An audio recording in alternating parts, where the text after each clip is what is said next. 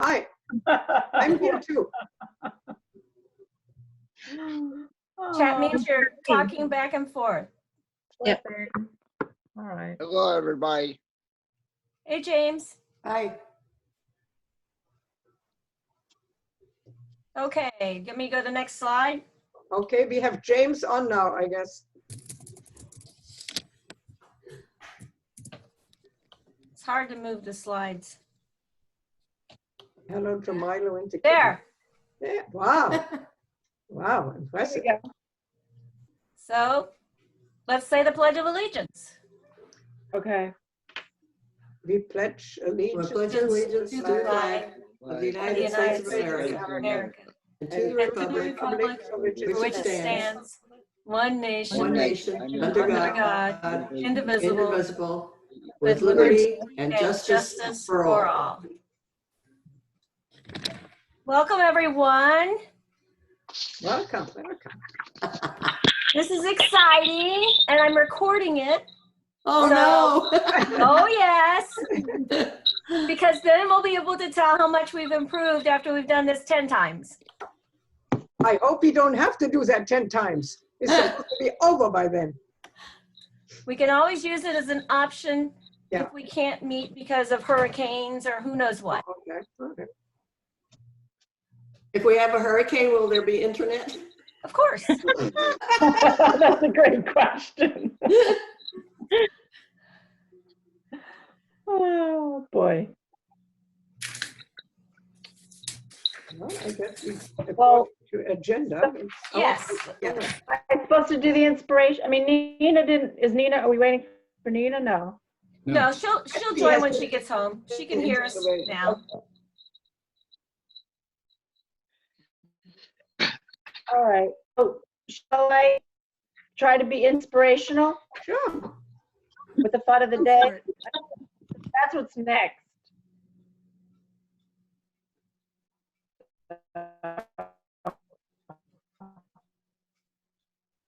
Okay.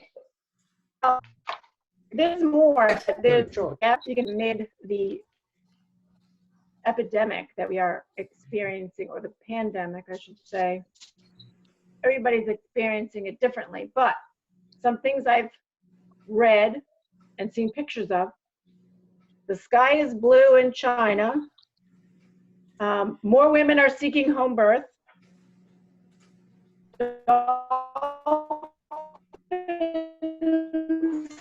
Are swimming in Italy. Yeah, a few positive things. Personally, I've been writing poems, several, and I'd like to read one of them to you, if you would allow me to do that. Although, you know what? On second thought, it's not very no, it is inspirational. It's got a mix in there. I'm just going to read it. Okay. Mother Earth is crying. Some are listening. What about the children? Who will feed the hungry? Plant the seeds. Water them daily. Let the sun shine on your face. Feel the gentle breeze upon your skin. Be present with your thoughts. Be present with your feelings. This is a new beginning, the chance for rebirth. It's the dawn of the age of Aquarius, when love will steer the stars, peace will guide the planet. Mother Earth is crying. Thank you. And Thank you, now- Betsy. Oh, So- you're welcome. You do? For applause, we can do this. Oh. Jazz Oh, hands. yeah. Wiggle your hands.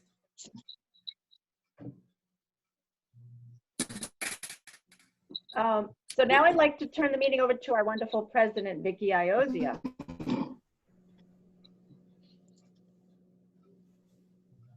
Oh, snickered. No, There that was she the is. microphone. Hi, everybody.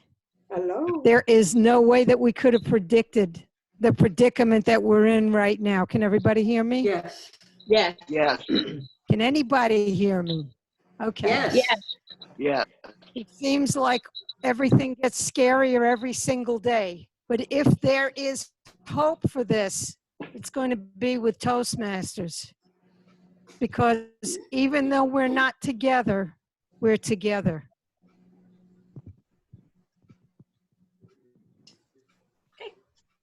Yes. And the Toastmasters are the best people in the world. So I want to thank Esther for getting this going, because this is wonderful. I would like to welcome our guests. Oh, thank you. I would love to welcome our guests, but we don't have any. So Renata Wilms Rovin, distinguished Toastmaster, is going to make us laugh now. Thank you, Madam President. I appreciate that. I have looked at all kinds of jokes. Well, I'm taking one from that goes fights between couples. So I'm just going to pick one of them. When our lawnmower broke and wouldn't run, my wife kept hinting to me that I should get it fixed. But somehow I always had something else to take care of first. The shed, the boat, making beer, always something more important to me. And of course, it's a guy then talking, and we only have one guy right here. Finally, she saw a clever way to making a point. When I arrived home one day, I found her seated in the tall grass, busily snipping away with her sewing scissors at the grass. I watched her silently for a while. Then I went in the house and came back a minute later and handed over a toothbrush. I said to her, "When you finish cutting the grass, you might as well sweep the driveway." The doctor tells me I will walk again, but it will always be with a limp.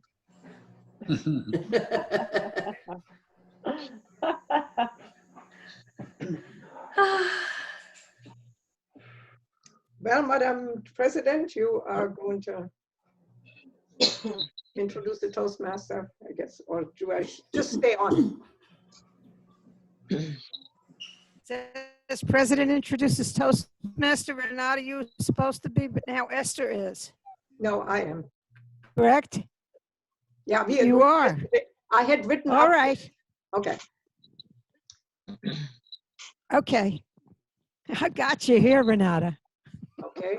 Anyway, I will. Our Toastmaster tonight, everyone agrees, is an amazing woman. If the devil came to her right now, she'd spit right in his eye. Our Toastmaster of the evening is distinguished Toastmaster Renata Wilms Rovin. Thank you, Madam President. Appreciate it. The theme for tonight is a whole new world. And it just looks like we have a Ken there. Will you just quickly introduce yourself? Oh, you can't hear him, I guess, right? Got on mute. I'm on mute. There you go. Now Can you you're hear not. me? Yes. Okay. Yes. Yeah, hi everybody.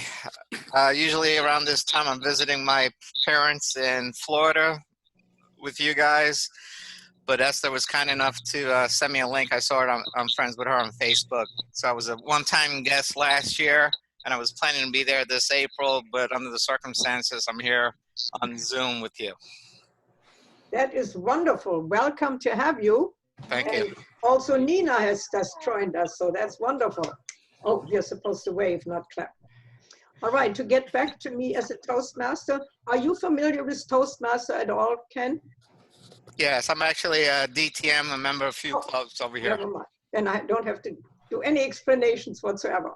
Anyways, Thank this theme for today was a new world. And I guess none of us is going to doubt that that's what we have been confronted with in the last couple of months and are going to be continued to be confronted with for quite a few more months to go. You get some good news out of China and out of South Korea. But other than that, the changes that have taken place and are still taking place are absolutely dramatic. And we all know about the social separation, the closing of universities, of schools, of theme parks, of museums, of churches, etc., etc. So it is really, and it's worldwide. Not every continent has been affected yet, but we really wonder whether they're actually all going to get it. It's a frightening situation. And I saw today an interesting video that somebody, a friend of mine, sent me, and that was actually by Bill Gates, who spoke on the TED world stage in 2015, and he actually warned of something like this going to happen within the next few years or decades. And he said it's not going to be the atomic bomb, it is not going to be the conventional war or nuclear war, it is going to be a virus. And he actually showed a picture that's so eerily similar to what the coronavirus looks like today that we are seeing 24/7 on our television screens. And he just made some suggestions, said, heed the warning signs. This was right after the Ebola outbreaks, and that we really have to have a better health system, that we have to create a medical reserve corps, that we have to pair the medical reserve corps with the military. He was talking about those military ships, and I think we have seen already one in the New York harbor and another one in California, and that there has to be cooperation and much, much more preparation than we have been doing. He really said the Ebola virus was a wake-up call, and I guess we have not heeded it.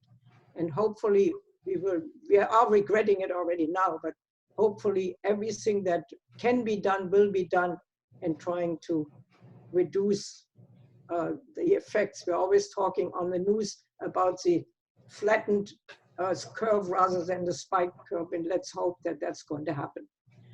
With that, I like to introduce for today our general evaluator of the meeting, and you explain what he will do, and that is James Wallace, who right now is without a picture again, but I think he can hear us. James? Yes, hi everybody.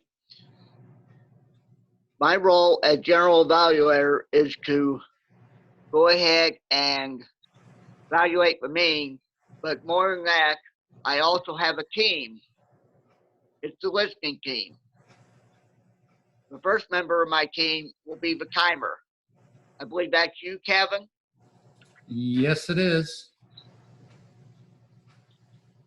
All right, first of all, I have to ask Betsy, how long is your speech today? Great question. I just decided I would hop on and do one, and it isn't actually from it's not from my pathways. So it's one of those back pocket. I guess we could say 5 to 7. And I don't even care if you time me, but honestly, but I guess you don't have that privilege unless you're a DTM. Okay, just so I can practice with my 3 colors. Yes. I'm going to time you 5, and then 6 for the yellow, 7 for the red, and 7 minutes, 30 seconds overtime. Sounds Kevin, good. show Kim what you're gonna. Yeah. Okay. It's a little pale, but maybe you can see the color. That's green. And Betsy, this is the yellow. And then red is this. Then you know you're got to wrap it up in 30 seconds. Okay, that's the speech. Now we have evaluations. They're supposed to be 2 to 3 minutes. 2 minutes for the green, 2.5 yellow, 3 minutes for the red. 3 minutes, 30 seconds overtime. On table topics, 1 to 2 minutes. That's 1 minute for the green, 1.5 for yellow, 2 minutes for the red, 2 minutes, 30 seconds overtime.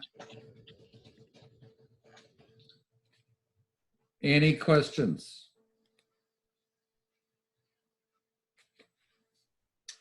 Karen, Okay, Renata, what's your question? we need a time for Karen because she has a longer speech. Oh, that's for Karen is the second speaker. Karen, what would you like for your time of your speech? 12 minutes for the green, 13 and a half for the yellow and 15 for the red, please. Excellent. 15 even or 15 and a half? 15. Okay. And then 15 and a half for the overtime. Yeah. Okay. Thank you. You're welcome.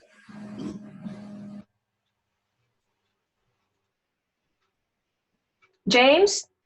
Yes. Come on. Okay, the next person on our on my team is the odd counter and grammarian.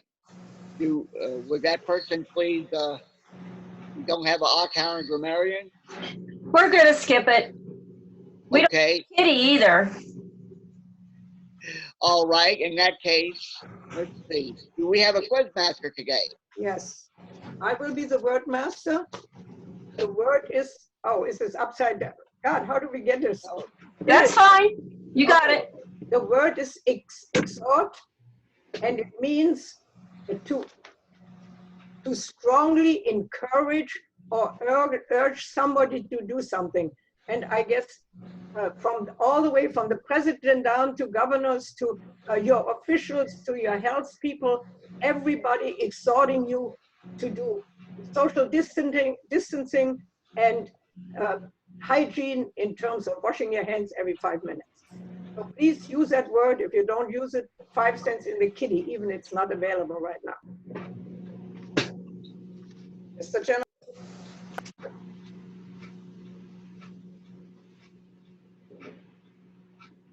James? Yes. Okay. I think that's all the roles, and I will exhort everyone James? to use the word. We do have a quiz master. All right. Who's the quiz master? Please have that person come up. Hi, everybody. I'm going to be the quiz master tonight, and so I exhort you to pay attention because that's what I'm going to do. I'm hoping that I'm a good example of what it looks like to pay real good attention. I'm going to get some questions ready to randomly ask you later on and see how well you listen tonight.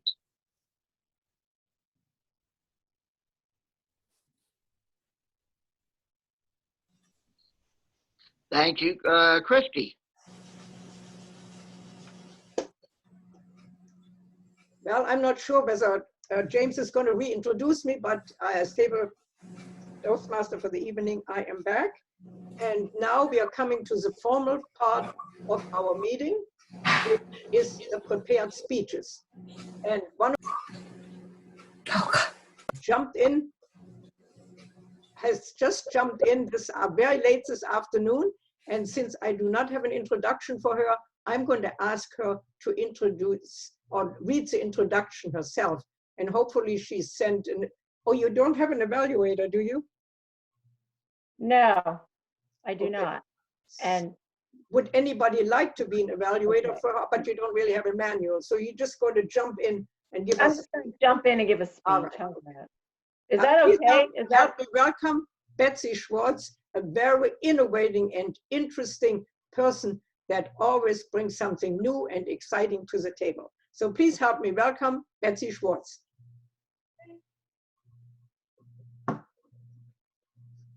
Madam Toastmaster, Toastmasters friends and guests?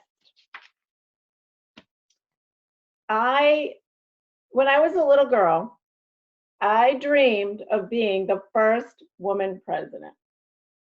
As you can imagine, that was quite a dream. Hasn't happened yet.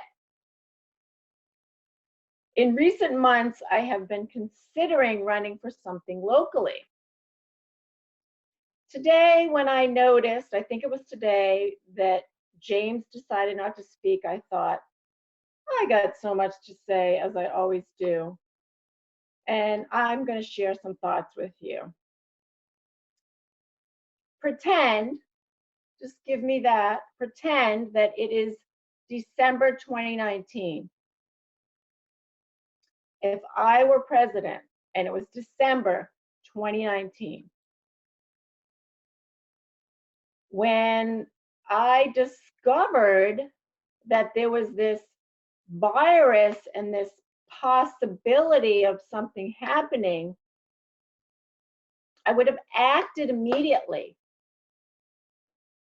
I would have gathered the experts from around the world, as many as I could, and bring them all to the table and figure out what was happening and where, and talk about the what, the how, and the who, because I know that I would not know a lot of stuff because I'm not a disease expert. I don't know these things. I'm not a coordinator of a pandemic. I've never done it before. I might try to find a little bit more information, say, from people that had previously experienced something similar. So that's one thing that I would have done if I had that job, which I obviously don't. And what's happening now, I think it's great that we are mobilizing the armed services and the hospitals and the ships. I would have done that sooner. Now, I say that, and of course, I'm not in the position, and maybe I wouldn't have. You know how we always say, oh, I would have done this and I would have. But just in thinking about it now, I'm thinking that if I had gotten elected to this position, that these are the things that I would have come to me to do. Being a little bit ahead of the game. So I really love that we are utilizing what we have, our federal resources. I think I might have done it sooner, and I think it's important also to. I might have brought in a lot of the healthcare workers to find out also ahead of time in looking at what was happening, say, in January, February, and other places. Perhaps amped up on the mass production sooner. I believe it would have been helpful for me to just rely on the experts. Just to have that voice, to know, so that I would really know and just be ahead of what was happening. Now, mind you, I'm saying this from a hindsight perspective, so there could have been a lot of, and I'm sure there were a lot of other things happening, like I think maybe impeachment was happening at that time in this current. So there's a lot, and I know we're not supposed to get political. I'm just very emotional about this whole thing, as we are, and I'm thinking, what would I have done? What might have I done differently? And then I'm going, also, but how do I really know? Because I don't exactly know.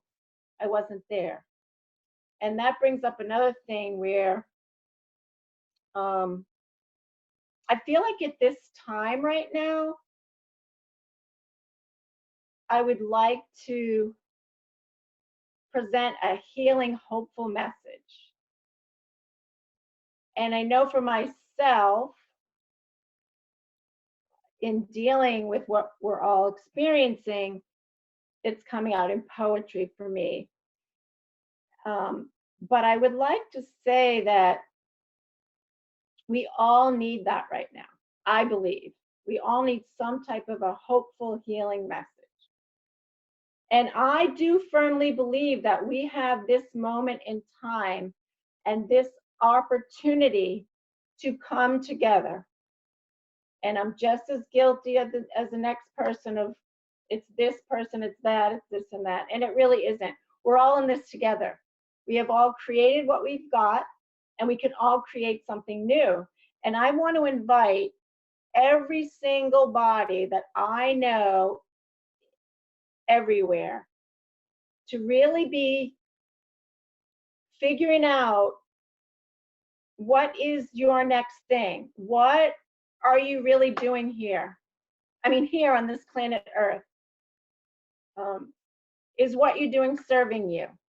And if it isn't, what can you do? There's so much, especially right now, where we can all be the light, bring the light in this darkness. And I feel that we all have something to contribute. We can all connect. I really feel connected with all of you in this group. You've all supported every crazy thing I've done and speech I've given and all of that. And I just hope that everybody has that opportunity right now to look within and decide what they really want to be doing here for themselves, for their family, for others, for our community. Our community needs us. Food needs are going through the roof. Just say, for example, in this area, we're not in the big city. We don't have that scene like they do in New York. However, we're not out of the woods here. So I would like to invite you all to not do what I did and think about what I would have done, right? It doesn't actually help. But at the same note, it's about ideas and what ideas are you formulating? What thoughts? What's coming up? Take care of yourself, write, do what you need to do, but also be thinking about what can I bring to the table in this new world that we will be in for a while, if not, this is it. Things are changing rapidly. I love change. And guess what? Big reveal. Life is never known. It's always unknown. But now we have this added big unknown. And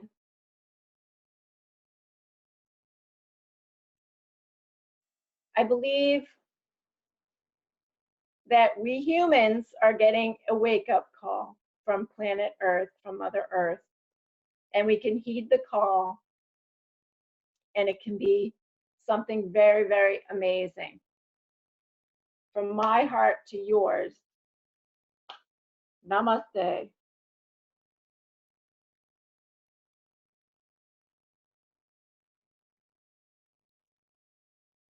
Inspiring talk for Ken, and you probably know that from other clubs that we usually write brief notes to our speakers, but at this point we're going to eliminate that step, and therefore it will be my great pleasure to introduce the next speaker for this evening, and that is Karen Wittweger, and she is actually going to speak from the she's still doing some of the old programs which are going to be extinct in a couple of months. And I think she wants to get her second DTM before that is going to happen. So she will be speaking from the specialty speeches, number 4, read out aloud.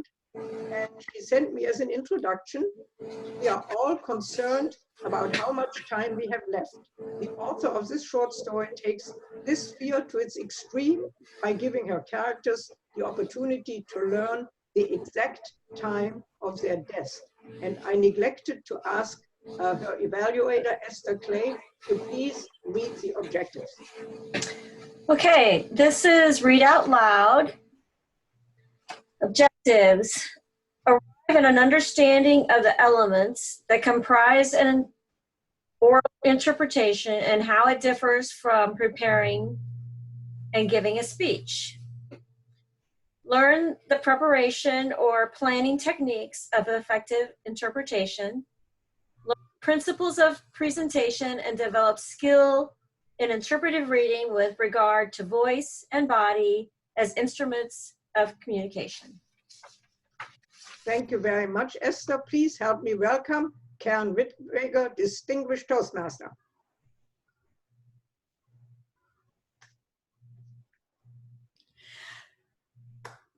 Madam Toastmaster, fellow Toastmasters, and welcome, Ken. I am reading a short story by Helen Phillips called The Knowers. And I exhort you not to be like the main character. There are those who wish to know, and there are those who don't wish to know. At first, Tim made fun of me in that condescending way of his, a flick of my nose, a grape tossed at my head, when I claimed to be among the former, until he realized I meant it. Then he grew anxious, and when he realized I really did mean it, his anxiety morphed into terror. Why? He demanded tearfully in the middle of the night. Why? Why? I couldn't answer. I had no answer. This isn't only about you, you know, he scolded me. It affects me too. Hell, maybe it affects me more than it affects you. I don't want to sit around for a bunch of decades awaiting the worst day of my life. Touched, I reached out to squeeze his hand in the dark. Grudgingly, he squeezed back. I would have preferred to be like Tim. Of course I would have. If only I would have known it was possible to know and still have room, be fine with ignorance. But now that the technology had been mastered, the knowledge was available to every citizen for a nominal fee. Tim stood in the doorway as I buttoned the blue wool coat he'd given me, I think about our anniversary, a couple of years back. I don't want to know where you're going, he said. He glared at me. Fine, I said matter-of-factly, checking my purse for my keys, my eye drops. I won't tell you. I forbid you to leave this apartment, he said. Oh, honey, I sighed. You know, I did feel bad. That's just not in your character. With a tremor, he fell away from the doorway to let me pass. He slouched against the walls, arms crossed, staring at me, his eyes wet and so very dark. Splendid Tim. After I stepped out, I heard the deadbolt sliding into place. So, he asked when I unlocked the deadbolt. Stepping inside, he was standing right there in the hallway, his eyes darker than ever, his slouch more pronounced. I was willing to believe he hadn't moved in the last 2 hours since I'd been gone. So, I replied forcefully. I was shaken, I'll admit it, but I refused to shake him with my shakenness. You... He mouthed the question more than spoke it. I nodded evenly. No way was I going to tell him about the bureaucratic office with its pale yellow walls that either smelled like urine or brought it so strongly to mind that one's own associations created the odor. It never ceases to amaze me that even as our country forges into the future with ever more bedazzling devices and technologies, the archaic infrastructure rots away beneath our feet. The pavement and the rails, the schools and the DMV. I wouldn't even tell him about the place I'd gone, about the humming machine that looked more like a low-budget ATM. Could they really do no better than that? About the chilly metal buttons of the keypad into which I punched my social security number after waiting in line for over 45 minutes behind other soon-to-be knowers. There was a silent, grim camaraderie among us. Surely I wasn't the only one who felt it. Yet carefully, deliberately, desperately, I avoided looking at their faces as they stepped away from the machine and exited the room. Grief, relief, I didn't want to know. I had to do what I'd come to do. And what I did, what did my face look like? I wonder, as I glanced down at the paper the slut spat out at me, as I folded it up and stepped away from the machine. Tim held his hand out, his figure spread wide, his palms quivered and receptive. Okay, lay it on me, he said. The words were light, almost jovial, but I could tell they were the 5 hardest words he'd ever uttered. I swore to never again accuse him of being less than courageous. And I applauded myself for going straight from the bureaucratic office to the canal, for standing there above the slickly greenish water, for glancing one more time at the piece of paper and tearing it into as many scraps as possible, as though it was essentially a scrap to begin with, for dropping it into the factory-scented breeze. I thought it was the right thing to do, and now I know it was. Tim should not have to live under the same roof with that piece of paper. I don't have it, I said brightly. You don't, he gasped. He was suspended between joy and confusion. You mean you changed your... Poor Tim. I got it, I said, before he could go too far down that road. I got it, and then I got rid of it. He stared at me, waiting. I mean, after memorizing it, of course. I watched him deflate. "Damn you," he said. "I'm sorry, but damn you." "Yeah," I said sympathetically, "I know." "You do know," he raged, seizing upon the word. "You know." He was thrashing about. He was so mad. He was grabbing me. He was weeping. He half collapsed on me. I navigated us down the hallway to the old couch. When he finally quieted, he was different, maybe different than he'd ever been. "Tell me," he commanded, his voice just at the threshold of my hearing. "Are you sure?" I said. His voice sounded too loud, too hard. In that moment, I found my insistence on knowing, profoundly annoying. I despised myself as part of Tim surely despised me then. Suddenly, it seemed quite likely that I'd made a catastrophic error, the kind of error that could ruin the rest of my life. Tim nodded, gazing evenly at me. I became wildly scared. I, who so boldly sought knowledge now, did not even dare give voice to a date. Tim nodded again, controlled, miserable. It was my responsibility to inform him. April 17th, but Tim shrieked before I could finish. "Stop," he cried, shoving his fingers into his ears. His calmness vanished. "Stop, never mind, I don't want to know. Don't. "Okay," I screamed, loud enough that he could hear through his fingers. He was lonely, ever so lonely, to hold this knowledge alone. April 17th, 2043, a tattoo inside my brain. But it was as it should be. It was the choice I had made. Tim wished to be spared, and spare him I would. It was an okay lifespan. Not enough. Is it ever enough? But enough to have a life, a job, children, perhaps meet a grandchild or two. Abbreviated, shorter than average, too short, but not tragically short. And so in many ways, I could live a life like any other, like Tim's. I could go blithely along, indulging my petty concerns, lacking perspective, frequently forgetting I wasn't immortal. Yet it would be a lie if I said every single day passed without me thinking about April 17th, 2043. In those early years, I'd sink into a black mood come mid-April. I'd lie in bed for a couple of days, clinging to the sheets, big swollen wound. Tim would bring me cereal and tea. But after the kids were born, I had no time for that. I began to mark April 17th in smaller, kinder ways.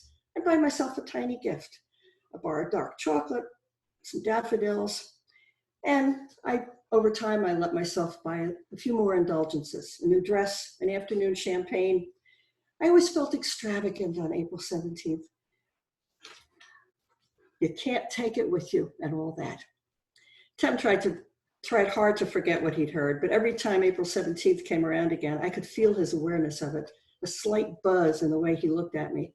I could feel his tenderness, and a fury rolled up in me. Oh, when he saw the daffodils, that. I'd make a reservation at a fancy restaurant, schedule a weekend getaway. Meanwhile, my birthday in July languished unnoticed. Tim would sigh and pack his overnight case. He was generous to me. It was his least favorite day of the year. But we'd do little things like eating ice cream, taking a stroll, the little silly Band-Aids. My life would seem normal, bland really, to an outsider. But I tell you, for me, it was rich. Layered and rich. I realize it just looks like 2.2 children, a bureaucratic job, and a long marriage, an average number of blessings and curses. But there's been so many moments, almost an infinity, little things like soaping up the kids' hair when they were tiny, walking from the parking lot to the office and listening to the birds. These are not small things. As the cliche of our time goes, the deeper that sorrow carves into your being, the more joy you can contain. This is no time to go into the ups and downs, the stillbirths and the car accident, the estrangement, and what happened to my brother. But I will say that I believe the above statement to be true. April 17th, I had lived that date 31 times already before I learned about 2043. Isn't it macabre to know that we've lived the date of our death many times, passing by it each year as the calendar turns? And doesn't it perhaps deflate that horror just a little bit to take the mystery out of it? To mentally know, to not have every date bear the heavy possibility of some night being the date of one's death? I don't know the answer to that question. The knowledge of the date heightened my life and burdened my life. but I was grateful to know. I've never been the type to bungee jump or skydive, but in many small ways, I lived more courageously than others. I knew when to fear death, yes, but I also when not to fear it. I'd gone to the grocery time during times of quarantine, like now. I'd volunteers at the hospital. I drove in blizzards, ridden roller coasters so rickety Tim wouldn't allow the kids to go on them. But I have to admit that December 31st, 2042 was a fearful day for me. Are you okay? Tim said after the kids had gone home. We had everybody over for a last supper of the year. And our son's new 6-year-old, our first grandchild, he was wonderful. Our radiant daughter and our bashful husband announced that they too were expecting in August. Amid all the cheers and exultations, no one noticed that I wasn't cheering. The child I'd missed by 4 months. The ache was vast. I couldn't speak. I watched them, their hugs and high fives, like I was behind a glass wall. Oh, God, Tim said painfully. Oh, God. No, I lied. Not this year. He embraced me so warmly with such relief. I just felt cruel. I couldn't bear it. I limped toward the bathroom, and when he said, what happened? I said, oh, my foot fell asleep. I stood there in the darkness, hunched over the sink, clinging, staring at my face in the mirror until it no longer felt like my face. This would develop into a distasteful and disorienting but addictive habit over the course of the next 3.5 months. Aside from the increasing frequency with which I found myself falling into myself in the bathroom window, I got pretty good at hiding my dread from Tam and even at times from myself. We planted bulbs, we bought a cooler for summer picnics. I pretended and pretended. It felt nice to pretend. Yet when Tam asked on April 10th what I planned for this year's getaway, the veil fell away. Given the circumstances, I had, of course, neglected to make any plans for the 17th. The dread rushed outward from my gut until my entire body was hot and cold. Panicking, I looked across the table at him, and he was looking at me hopefully, boyishly, the way he'd looked at me for 4 decades. We were so lucky in love. Are you okay? He said, and then he realized it. Damn it! Why did you have to? I still didn't know, just as I hadn't known way back then. I quietly quit my jobs, handed in the paperwork, and Tim took the week off. We spent every minute together. Invited the kids out for brunch. I clutched the baby. Everything I saw, a gas station, a tree, a flagpole, I knew how it would go on existing. 12 months from now. Briefly, I hung suspended and immortal. And a few times, lying with Tim, sunstroked to bed in the late afternoon, I felt infinite. What could I say? What could we do? We held hands under the covers. We made fettuccine. I washed the dishes with a wet dishcloth, cold and damp. On the morning of April 17th, 2043, I was half amazed to open my eyes and find myself in the daylight. 6 hours and 4 minutes into the day, and I was alive, petrified. I was scared to move even a muscle. I called Tim. He was in the doorway quickly. Tim, you're here. He says, I thought you were dying. I thought you were dying. It sounded like a figure of speech, but he meant it so literally, so very literally, that I gave a short, sharp laugh. Would it be a heart attack? A stroke? A tumble down the basement stairs? I had the inclination to stay in bed, resting my head on him, see if I might somehow sneak through the day. By 10 a.m., I was still alive and feeling antsy, bold. Why lie here whimpering, waiting for something that was coming for me no matter what? Let's go out. Well, Tim looked at me doubtfully. Oh, it's not like I'm sick or anything. So I got up and got into my old comfy jeans. The outside seemed more dangerous. Could be a falling branch, a malfunctioning crane, a truck rearing up to the sidewalk. But it could catch me at home. Misplaced rat poison, a chunk of meat lodged in my throat, a slick bathtub. Okay, I said as I stepped out the door, Tim hesitant behind me. We walked, looking this way and that way, hyper aware of everything. Vigilant, I felt like a newborn person, passing so alertly through the world. It was such an anti-death day. The crocuses, Tim kept saying these beautiful, solemn one-liners that would work well if they happened to be the last words he ever said to me. And finally I said, stop it, you're stressing me out. He says, I'm stressing you out. But he did stop saying the solemn things. We strolled, we got coffee, we got lunch, we got coffee, we got dinner, we got more coffee. It's strange to say that this day reminded me of the first day I'd ever spent with Tim 38 years ago. The afternoon gave way to a serene blue evening. The moon was a perfect half, and we sat on our small front porch, watching cars glide down the street. Come 11:45 p.m., we were inside brushing our teeth. Tim dropped his toothbrush in the toilet. I grabbed him for it. Well, could it be that, or could it be a burglar with a weapon? What if there had been an error?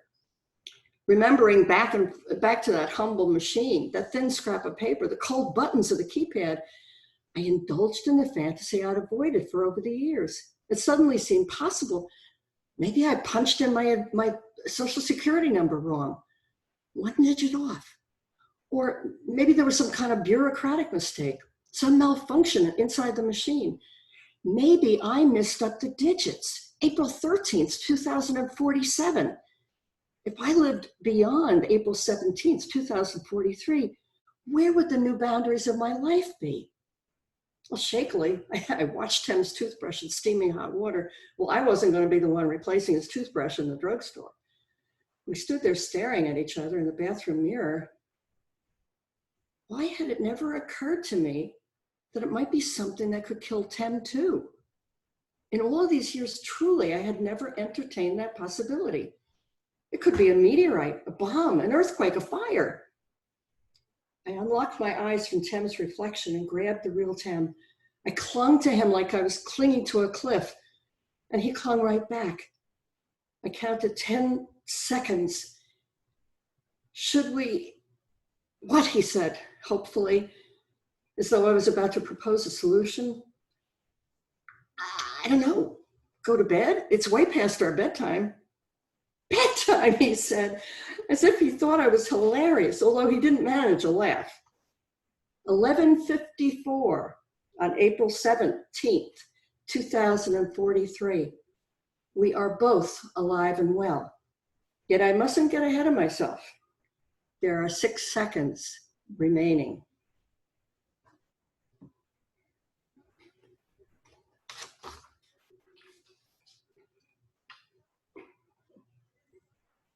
You were done? You didn't say so, but I assume you were.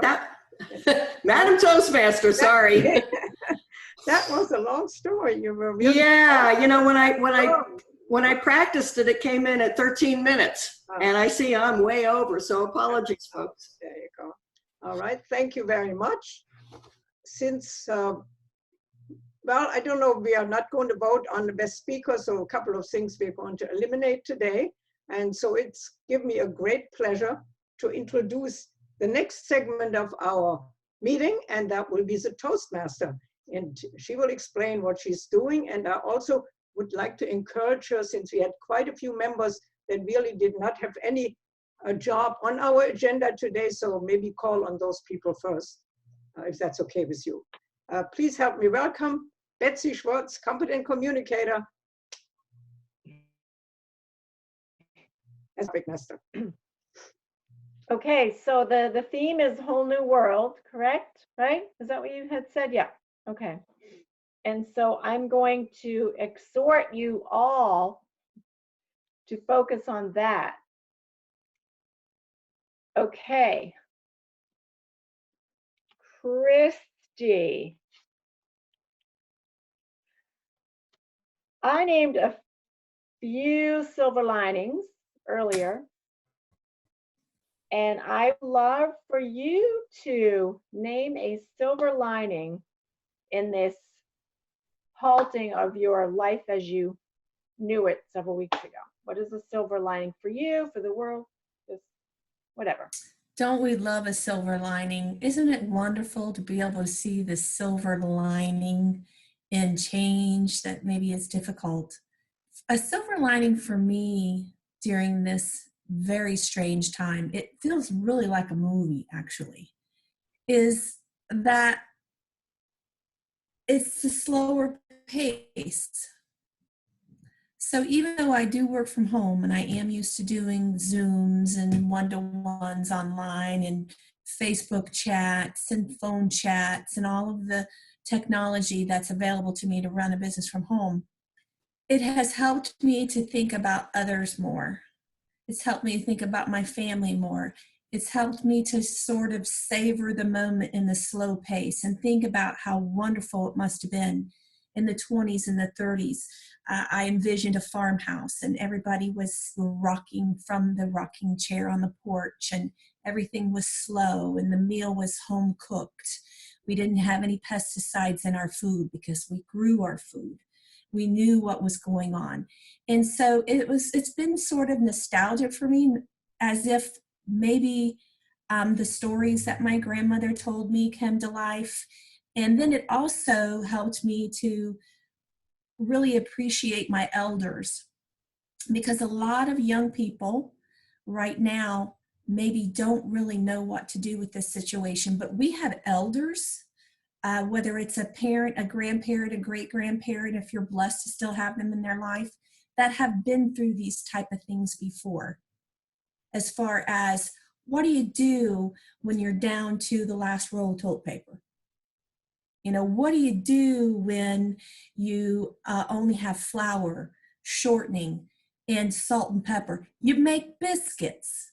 You know, I mean, it really, I think the silver lining for me in this is that we are spoiled and we need to count our blessings. And yeah, we need to be smart, but we also need to keep positive and really embrace those that we love and be appreciative of what we have.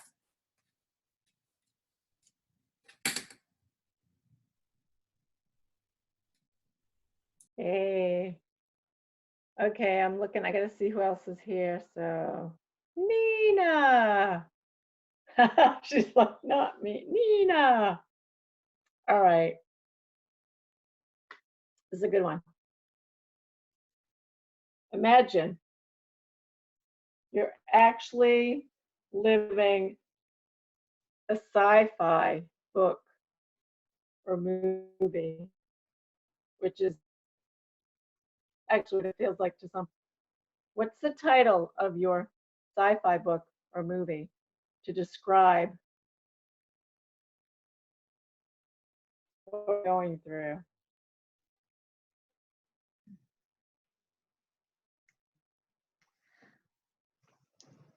Maybe an appropriate title for can you guys hear me? Okay. Maybe an appropriate title would be distant spaces, because we all have to keep, so many feet apart. And in the book, if you got too close to people, maybe something horrible would happen. Something more horrible than maybe the fear of getting a disease. Maybe in the book, like, they would cart you away and some prison, and you don't know what's going on. And maybe it would, in my sci-fi book, it would also like jump between the people who were abducted for getting too close to other people, and then the people who are living like in this fear of, we don't know what's going to happen.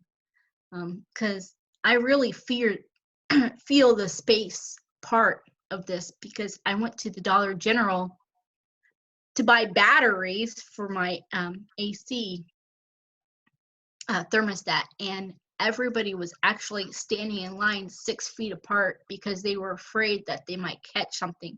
So in my book, it would talk a lot about the distance, the space, and that's what would happen if you got too close to somebody.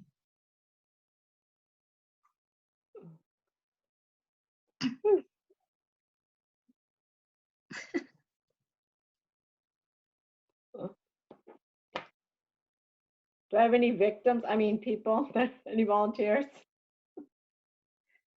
Anybody want to volunteer? Anybody raise their hand? I have to see. No. Oh yeah, Vicky, I knew it. Okay. You're gonna get an easy one though. This isn't, no. Okay. Okay. What has Just a minute. been, oh, I can't unmute her. Oh, there we go. Okay. oh, okay, You hear me? good, yeah, okay. What has been your favorite thing, similar to Christie's, I suppose, question, but what has been your favorite thing about the new world we're in? Your personal favorite thing?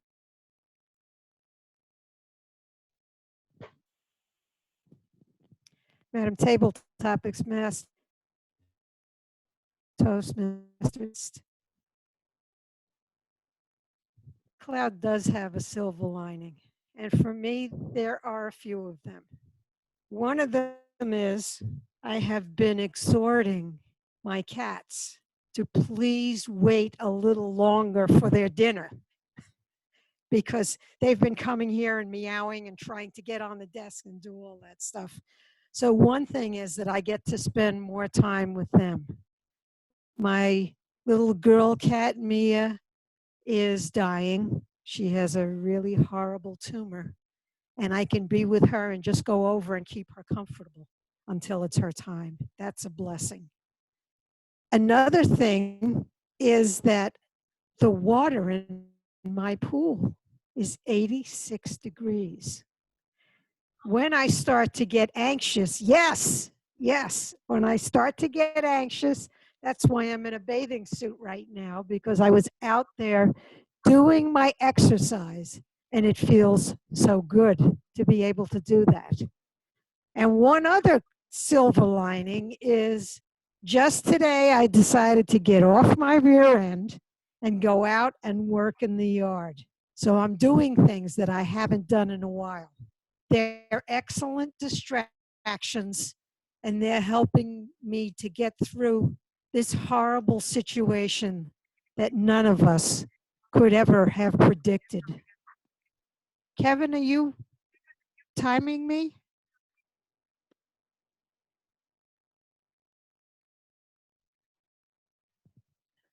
Madam Table Topics Master.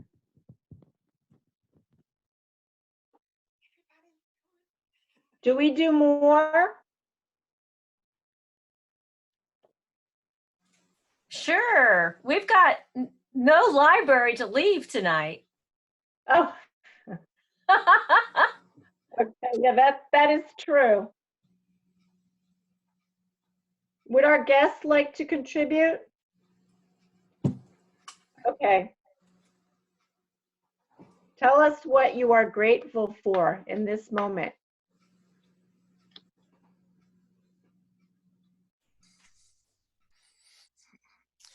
Toastmasters, Madam Table Topics Master. There are so many things that I'm grateful for at this moment. First, we have to start off with the obvious. That's toilet paper.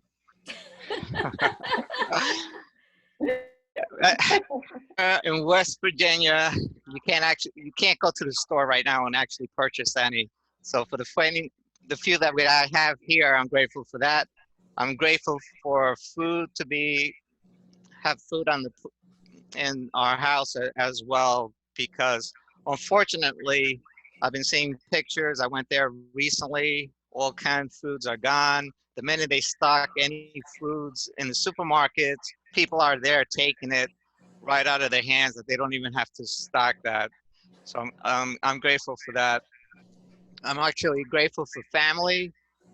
This is a great time with the quarantine. Actually, with my youngest daughter and my wife spending more time because I get to telework from home. So that's been a blessing that they're around me and I have more time with them. Believe it or not, I'm grateful for your Toastmasters. Here's an opportunity, me being in West Virginia, seeing everybody here. Toastmasters is family. This is my extended family. And being on here with the virtual to me is very exciting. Looking at this and seeing everybody do this, I'm grateful for that. So Toastmasters to me has always been a blessing, and didn't think that it would continue, and the virtual community is even more a blessing. I plan to have other Toastmasters and visit them. I'm grateful for the opportunity that our district is going to continue, and we're going to have club contests. So this is exciting. That's one of the reasons why I wanted to come on here, get a little bit of an idea of a view and see myself virtually to kind of prepare for that. Area contest is going to be actually next month. So maybe, if you don't mind, welcome me back. I might want to practice maybe one of my speeches. There's actually 2 speech contests that I'm going to be involved. One's at the international, but the other one that's interesting and new that we're doing in our district for the first time is tall tales. So I have an exciting, a short tall tale that's 3 to 5 minutes. So that's totally different. That's going to be new to me. I'm excited about that. So there's so many things that I'm grateful for, but right now for tonight with everybody here, I'm going to go with Toastmasters as my final answer. Table Topics Master. All right. Well, do we have time for another one? What do you guys think? Sure. Where'd Darlene go? Oh, yeah. Where is she? I see her screen. I don't know. Maybe she had to step away. Yeah. Okay, Kevin. Yes, I'm here. I'm ready for your table topic. Okay. Let me ask you, I'm going to ask you a question. Are you good in the kitchen, or do you like being in the kitchen? Yes. Okay. Not that if you didn't, you'd have to make it up anyway, but okay. So, have you, or do you have something swirling about some new thing that you can whip up in the kitchen with all this time that you have at home? Share that with me. Real or imagined? Madam Table Topics Master, members, distinguished members, and guest Ken. Yes, I thought it was time that I would teach myself how to make an omelet. And to be healthy, a 3-egg omelet, that's a lot of cholesterol. So I would use just 1 egg and the rest egg whites. I would cut up these little tomatoes, maybe about a dozen of these little teeny tomatoes, and sprinkle them around. And then I would, instead of meat, I would have mushrooms. I like mushrooms. And then, of course, you got to have some cheese on top of your omelet. And I would cook them on a slow temperature. And then, in the meantime, while I'm waiting for the omelet to cook, I would have a bagel with Philadelphia brand cream cheese and also raisins. I only buy the bagels that are cinnamon and raisin, but they have like one little teeny raisin in there. So I have lots of raisins, a plethora of raisins all over my bagel, lightly toasted. By the time that is ready to come out of the toaster, the omelet is ready, and I have a cup of coffee and some juice, and I'm good to go. Madam Table Topics Master. Thank you for all of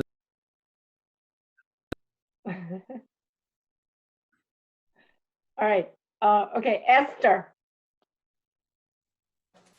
Yes. Esther, my friend. Oh, you're going to ask me? Yes. Okay. Why not? We still have a few minutes, right? Okay, Esther, tell us, share with us, our health coach, Toastmaster member, do you have a few immune boosting tips, foods or supplements, or what are your top, do you have a top 3 for boosting the immune system? Thank you. I'm gonna put my glasses back on. I can't see you guys anyway. Okay. Yes, of course. Most important is your mindset And we've already been kind of talking about the mindset kinds of things you're grateful for, what your silver lining is, looking forward to fun things like the tall tales, and living your life, but maybe in a different way, like we're meeting tonight. So keeping your mind centered on positive, creative things rather than stuck in fear is very important. That's my number one. Number two is, of course, it's not a time to go overload on junk food. Somebody said they were in a grocery store and they saw this guy's cart full of tater tots. There's other healthier choices than tater tots. So please be mindful of your food choices and fuel your body well, because your body is where your immune system is, and that's what's going to protect you if you are subjected to any kind of bug or virus or anything that's trying to make you ill. And the third thing is sleep. Find a way to create a routine so you can have healthy sleep. And on average, we should all be getting 8 hours. Sometimes our mind doesn't shut off. And one way to help you shut off your mind is to have a routine, just like your kids. If you had children and you read them a story at night, they had to get ready, they had to get their jammies on, maybe they had a bath, brush your teeth, wash your face, but no screen time for at least an hour before you go to bed. Have a routine. Maybe you'll read a book. Maybe you'll read it out loud. Maybe you'll find out the rest of the story from Karen's story. But having your routines, and then have a cool bedroom, maybe a fan if you need it, and try to get that 8 hours of sleep. So my top three: healthy mindset, healthy nutrition, and I'm going to slip in water, of course. And the third one, healthy sleep. Thank you.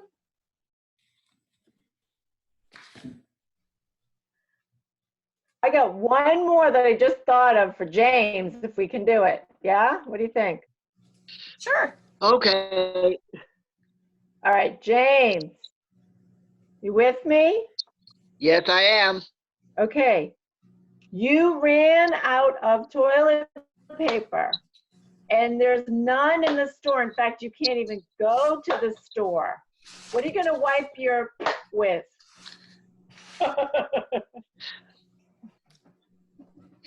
That is probably a good It is. question, for the simple reason that I just was reading someplace where they were saying that all the sewer systems and whatnot are getting clogged up with supposedly disposable wipes. These disposable wipes are supposed to be flushable. They're not. If I did not have toilet paper, that'd be a hard subject to handle. I would think probably I do have facial tissue, Kleenex. That would be my go-to probably, because that'd be the closest thing to toilet paper. Other than that, I don't know. I don't know what else could be done. I think I'm got probably less than a minute on mine. But I'm out of things to say. Okay. I got got it. cable conference master. I got a solution for the TP. You guys want to know what you do? All right, let's hear it. Please, trust me, it's not, Okay, so listen. I raised 2 boys and I used cloth diapers. So we could cut up some rags, we could use washcloth, and you could wash them. And so if you run out of toilet paper, you could do that. Just so I give you all that tip in case you're all also wondering how you're going to wipe your you-know-what without... All right.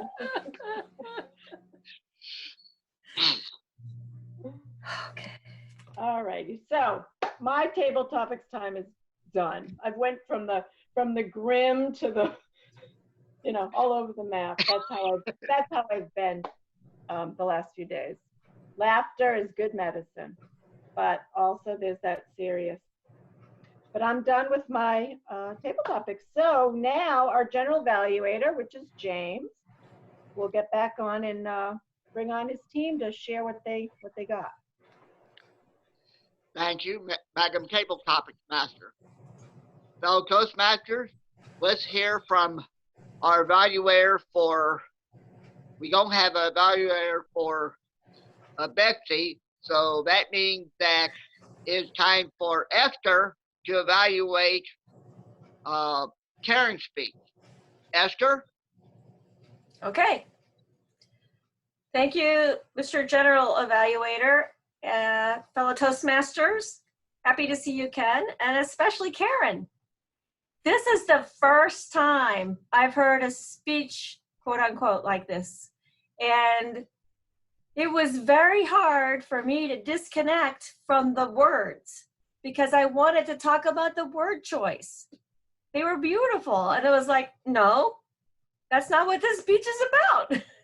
So I had to reread the things I was supposed to look for.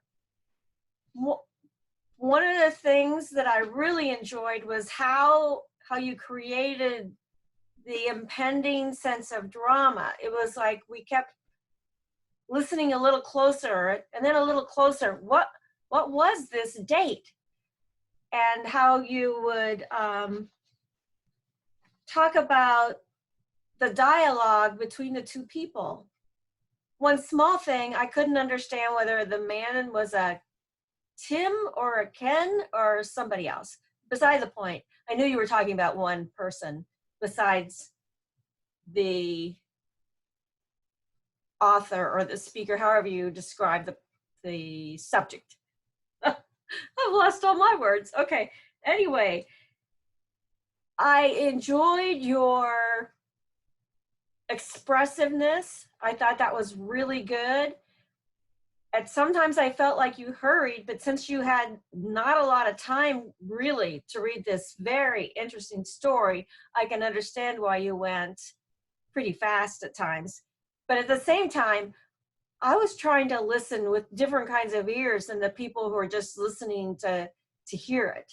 So that could have just been a little disconnect because I was trying to pick up on what I needed to do for the evaluation. I could have enjoyed a little difference between the primary person and I'll call him Ken in the voice, because it seemed to me they were very similar in tone. If it could have been lower for the man or higher for the woman, or at least maybe a little different, it would have added just a little bit to the story. I thought you really did a great job of leading us to the crisis, and that last moment when there was 6 seconds left. It was perfect. It was very well done. I really enjoyed it, and I look forward to hearing someone else read something. This is cool. Thank you.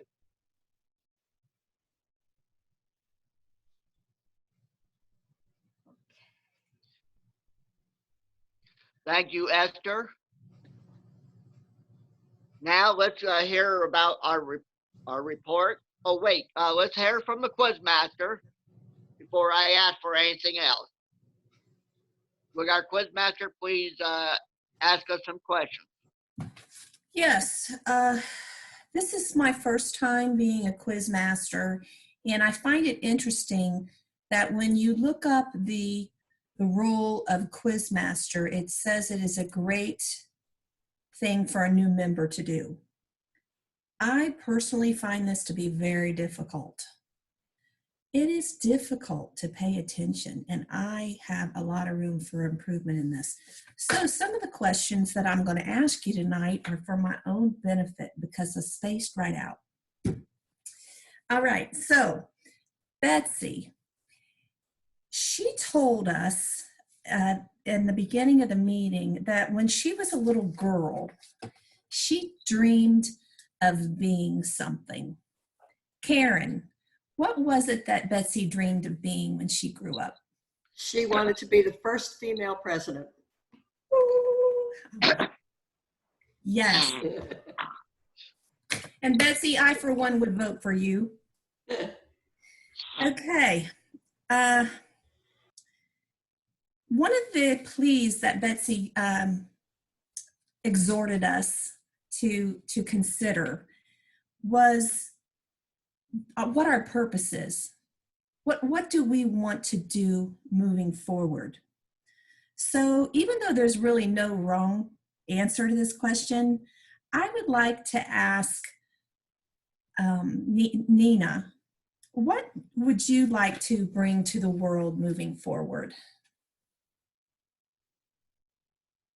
Well, what would I like to bring to the world?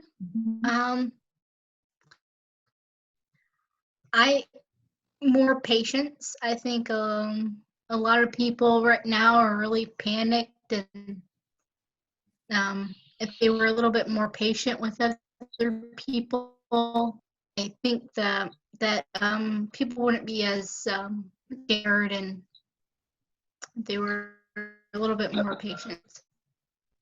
That's excellent. I agree with that. More patience moving forward into the world also. So when Karen gave her speech, this was where I had the most difficult paying attention. It's not because Karen wasn't doing a good job with her speech, but because I am, definitely handicapped in my attention span. She talked a lot about emotions. Every time I came back through, I heard an emotion. And so, Renata, did you hear her talking about emotions? And if so, what were some of the emotions that she talked about? I just was afraid that you were going to ask me that question because I had an extremely hard time to understand Karen. It was going back and forth, and in between, I constantly lost things. I was just so enthralled by her animation and by the exchanges that she did, but I really had a very hard time to understand some of it, so you may have to ask somebody else that question. Okay. Oh. Would anybody else like to raise their hand and share some emotions? Vicki. Yes, Tuss. Unmute yourself, Vicki. Okay. Are you talking, Vicki? Unmute. Can you hear me? Right now I'm talking. Can you hear me? Okay. Okay. There was a lot of anxiety in this speech, in this reading. And she did it so well that she transferred it to me. And I was thinking, just when I thought I had enough anxiety about what's going on, I'm going to talk for a while, Esther, so you can get something for your throat. There was a lot of anxiety, but in this, there was also a lot of joy. This character who was thinking about death learned to appreciate things a lot better. And a lot of her significant other learned a lot from it too. So there was gratefulness, there was a lot of joy, but I thought it was, Karen, I just have to tell you, I thought it was terrific when you ended with that silence. 5, 4, 3, 2, 1. So those are the emotions that I got from it. Excellent. Yeah, I picked up on the love part of it myself. And I was trying to pull myself together. I kept saying, no, Christy, pay attention. You're going to have to ask a question about this speech here. Pay attention, pay attention. And then what happened was Kevin put the Santa hat on. And it was all over for me. I couldn't focus. All I could do was think about how cute he was, cute as a button. And then he had the thing hanging out over front. And I was just like, it's over. I'm not going to think of any more questions. So, who would like to tell me, we're going to move forward, and who would like to tell me, Ken, our guest, he shared with us that he's going to be doing a new speech. Who can remember what the name of that speech was? Betsy? It's supposed to be really fun. Well, it's Tall Tales, but I thought that was the kind of speech. Oh, is that the title of it? Oh, yeah, Tall Tales. Okay, that's what the answer to the question was for me. So maybe maybe I didn't pull it together like I thought. Oh, Something to that, Esther? Yeah. May I just say something to that? Mhm. It is for only us old DTMs that have been around for a while.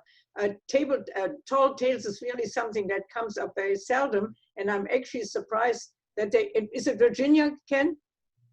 In Virginia that they're doing it? Virginia Because District. they haven't been doing it in our area for a long time, but we actually included that in contests, and I'm really excited in one way that that's happening, and at the same time that you're also having an area contest, because ours has been canceled, so I'm very surprised to hear that, so wonderful. Awesome. So Kevin was telling us about his venture into omelet land. Did Kevin have meat in his omelet, Esther? No, he used mushrooms because he loves mushrooms. All right. Awesome, guys. That's all I have for questions tonight. It was a joy. I'm working on my listening skills, and I pray I get better. Thank you, Christy. Now, let's hear from our word master, Renata. The people that I heard using the word exhort was Christy, Karen, Betsy, and Vicky, and I probably missed a couple. Who's me? That was me. I used it as when I introduced, right after I introduced you. Okay, very good. So that's fine. No And problem. just for Ken's clarification, we actually have a kitty passing around, and we are charging in our club for all kinds of things. I don't know whether your club does it, but we do it if you don't use a word, if you make grammatical errors, which we just didn't do today. But I think we would have made quite a bit of money tonight in terms of our counters, etc. But you must have made us very nervous. Anyway, if you want to conclude, James. Okay, thank you. I want to thank our guest. That was very nice of you to be our guest. I have never competed in our district for a Tall Tales contest, but I do remember them talking about it, and that would have been a very good category for us to have.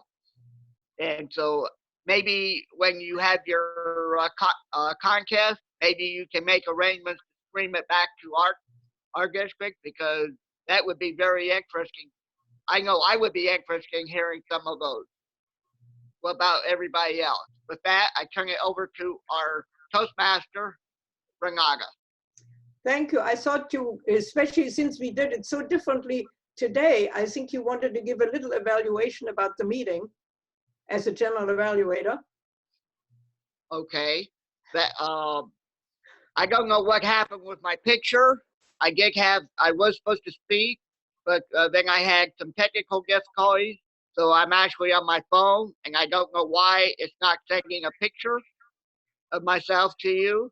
Maybe my phone knows I might break it. Okay. But all in all, I think we did extremely well for our first time out on Zoom. And so for that, I'm done. Let me go ahead and turn it back to you, Renata. Thank you, James. And I don't think I have much. We are also usually voting for best speaker, best table topic person, and best evaluator. Don't do that today either, but then we hand out a little ribbon. So all these kind of things are eliminated, but I don't think it has taken anything away from our meeting. It was really exciting, and I'm absolutely amazed how well it works. And I think we should really give a big round of applause to Esther, who organized all of that. And with this, I like to return the or actually the running of the meeting to our president, unless our vice president of education wants to talk about our next meeting. So I leave it up to you who wants to speak first. Go ahead, Karen. I really have nothing to say. I honestly never thought to check the next agenda, so I don't know who signed up. But now that we know Okay. this works, and thank you again to Esther, it actually worked better than I thought it was going to. But I would encourage people to sign up again. I think, you know, it's hard not using your body. I'm one that likes to move around. But, Sure do. yeah. But yeah, okay, Betsy. Point well made. But I thought it went well, and let's sign up for, we are having a meeting next week, correct? Oh, that's right. We have a meeting Yeah. next week. Oh, Oh, goodness. The fifth, 30th. Oh, yeah. yeah. Oh, good. Yes. So let's sign up. Okay. Okay, James, you have to get Yes, your am thing. I unmuted? And by the way, James, I did see a picture on your phone at one point. It was just like a series of colors Yes. moving around, like green and brown. It looked like you had it backwards, like maybe facing the wrong way. Yeah. Oh, that's probably that's what happened. I was trying to get I think what I have to do is go ahead and before I turn on Zoom, turn the camera so it's facing me. The camera's facing me. You can do it now. That's what it was. Okay, It's on his 'cause that's phone what, now. yeah, I can't. I tried to do Okay, it. What can, I tried to do it while I was I tried to do it while I was listening to a meeting, but once I had Zoom, I couldn't stop and fix what the problem was. So I'll have to do that next time. But anyhow, thank you. James, I'll be happy to practice with you anytime Okay. you want. Thank you, Esther. okay, can you all hear me? Yes. Yes. Everybody's unmuted. All right, Saturday before last, I had a really neat experience. I was asked to be on the interview committee for the district officers for the next year. And it was when all this scare was really just starting up. Somebody shook my hand and then apologized for it. I want to tell you, we're going to have a fantastic group of officers for next time. And I just want to thank you and congratulate you, Esther, for doing this for us. Your skills are a wonderful part of the club. We are having, we have 12 members. We're down to 12 members from 20. So we might not become a distinguished club, but I'll tell you something. You folks are tops in my book, because for whatever this was, an hour and a half, I was taken away from the stress that's been going on with this and in the place that I wanted to be with my Toastmasters friends. You're wonderful. I love you all. Thank you so much. And I'll look forward to seeing you in a week. Okay, so I have a request real quick before we leave. I am a huge fan of the Brady Bunch. And so could everybody look to the left and to the right and look down, just like they did on the show? Oh, this is what they do. I have no idea. You know, the beginning of the show when they had the ninth grade Boxes, yeah. and all the kids. Renata has no knowledge of television. Oh, Madam President, we need to ask Ken what he thought of the meeting, Oh, yeah. since you're so wonderful to have you as a guest. Yeah. Still there, Ken? Yes, I agree with everything that Vicky said. As far as the stress and everything going on, it was a good relief to get away from the outside world to have this meeting today. The other thing, also with Esther, yeah, great job with the go-to meeting. It worked out really well, a lot better than I expected as well. one of the things that I saw that was a little bit interesting was people giving their speeches from their seats, because they had a trial run in an area contest this weekend that I got to see, and people were standing away from, they were standing and doing their speech, but since they were a little bit further back, it was a little difficult to see them and a little difficult to hear them. So I'm contemplating which route to take. Am I going to do it sitting down here in front, or am I going to do it standing? So I'm a little bit mixed and torn between the two. But great club, great meeting, and everybody did well and wonderful tonight. And thank you for letting me attend. I really enjoyed it. Nice to see you again, Ken. I'm so glad you joined us, and I look Yeah. forward to your speech. Now, Darlene? What happened to you, Darlene? Can you hear me? I've lost my picture. Darlene? Hello?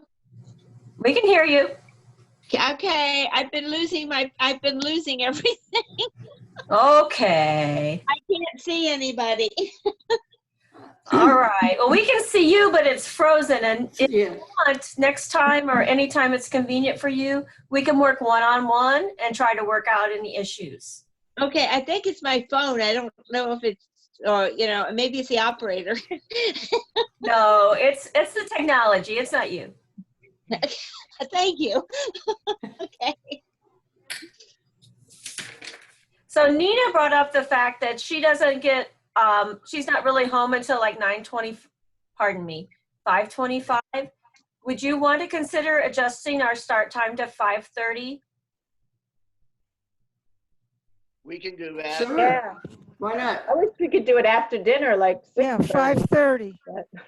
Can even do it later. I mean, whatever is, whenever she can make it, so she doesn't have to rush. So, I mean, Yeah. we used to meet at 6:30, or what was the time, 6:30? So I don't think we have any problem with that, since you're all in our own home. You just have to adjust your dinner time. Let's, So what is a good time, let's, Nina? let's try 5:30 for next time. Yeah. Okay, Okay, 5:30 next time. Mhm.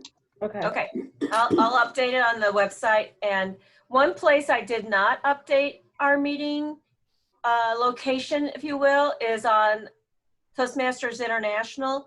I think I haven't looked at to see what information you need, because I don't want to broadcast the Zoom number, because that's my phone number.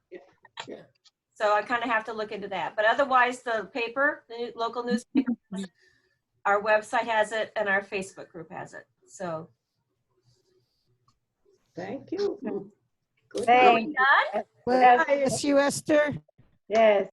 Bye, everybody. Thank Bye. you. Thank you. Bye.